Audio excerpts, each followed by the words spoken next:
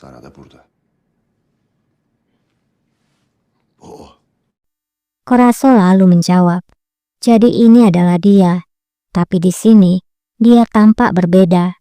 Hezral menjawab, selalu ada tirani tersembunyi dalam cinta Koraso.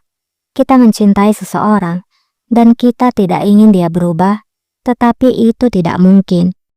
imkansızdır tabii.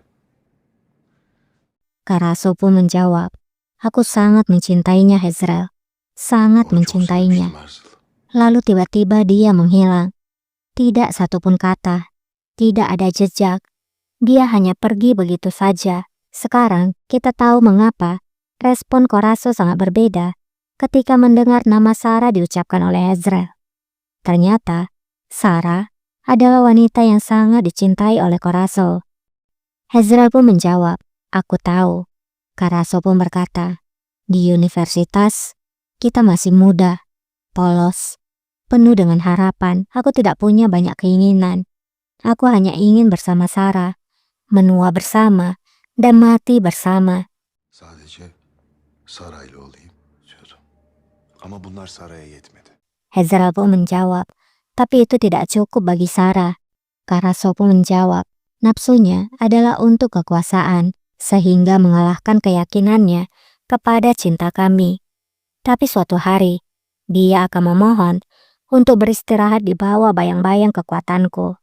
Hezral pun menjawab, tapi sekarang kamu harus memohon padanya untuk mempertemukanmu dengan Parpus. Usta tanıştırsın diye ona yalvaracaksın. Kembali kepada Seniha, Mahmud bertanya, ada apa ini, Seniha Sultan? Seniha pun menjawab, aku seharusnya yang bertanya, hal yang sama Mahmud. Apa yang sedang terjadi ini? Mahmud menjawab, tidak ada yang terjadi. Kamu telah melihat segalanya. Musuh Abdul Hamid itu sangat banyak, dan kita dikelilingi oleh mereka. Tapi jangan khawatir, negara kita akan membuat mereka membayarnya. Seniha pun menjawab, siapa yang akan membuatmu membayar Mahmud? Mahmud pun bertanya, apa maksudnya ini? Seniha menjawab, jangan mengatakan satu kata pun. Aku tahu semuanya. Aku menemukan pisau pembunuhan itu dalam penyimpananmu. Öldürüldüğü bıçağı kasanda buldum. Mahmud pun menjawab, itu bukan aku. Abdul Qadir yang telah membunuhnya. Seniha menjawab, kamu bilang Abdul Qadir yang membunuhnya. Dia datang padaku dan mengatakan segalanya. Kamu telah mengancamnya. Kamu bilang padanya bahwa kamu akan membuangnya ke dalam api. Aku tahu segalanya Mahmud. Bagaimana bisa kamu melakukan ini? Bagaimana bisa? Bagaimana bisa kamu mengkhianati negara ini? Bunu nasıl yaparsın ha, nasıl? Sen bizim devletimize nasıl ihanet edersin? Mahmud pun sangat geram dan memaksa Seniha untuk duduk. Ia berkata, sudah cukup. Jika aku berkhianat pada negara, maka kamu juga terlibat. Seniha ingin pergi dan berkata, apa maksudmu? Mahmud pun menjawab, apakah kamu ingat 18 tahun lalu? Tahun kedua, Abdul Hamid naik tahta. Itu adalah kita yang bersama-sama memutuskan. Bukankah kita yang telah berniat membantu rencana untuk menggulingkannya? Ingat, kamulah yang meyakinkan Murad untuk menjadi sultan. Kita sudah memulai pemberontakan, tapi kemudian itu terungkap. Apakah kamu pikir Abdul Hamid tidak tahu bahwa kita telah terlibat? Dia pasti mengetahuinya. Tahta culusunun 2. senesiydi. Haber yardım etmedik. Bunu bilmiyor muydu sanıyorsun? Elbette ki biliyordu. Neden? Seniha pun bertanya, lalu mengapa? Mengapa dia memaafkan kita? Abdul Hamid sangat mencintaimu. Itulah mengapa kita dimaafkan. Tapi kamu Seniha, kamu mencintai kakakmu Murad lebih daripada siapapun. Kamu berpikir bahwa Murad akan menguasai negara dengan lebih baik. Itulah mengapa kamu mengambil bagian dalam pemberontakan. Apakah kamu ingat? Wah, pintar banget ya si Mahmud. Seniha pun merasa tertekan dan menyuruh Mahmud untuk diam. Sen Seniha Sultan. Mahmut sus. Namun Mahmud berkata, masa lalu tidak bisa kamu buat diam Seniha Sultan.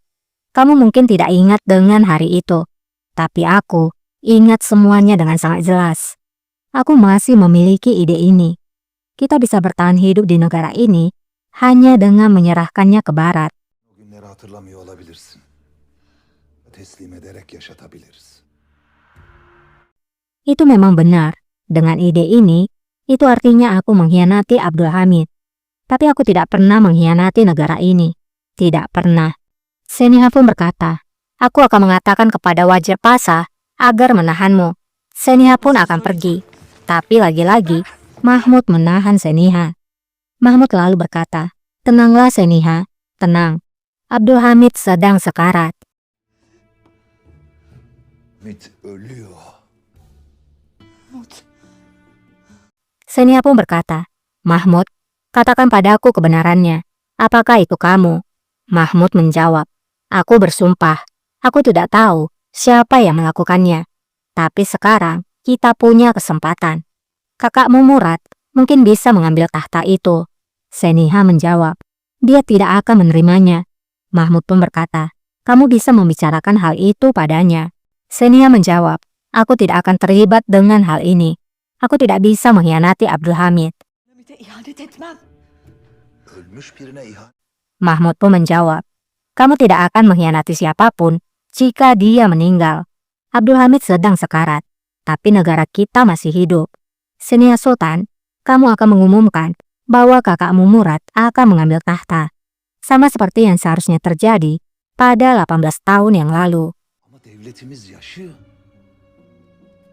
Seniha Sultan. 18 yıl önce olduğu gibi gene sen vereceksin. Peki o masum kız ne olacak?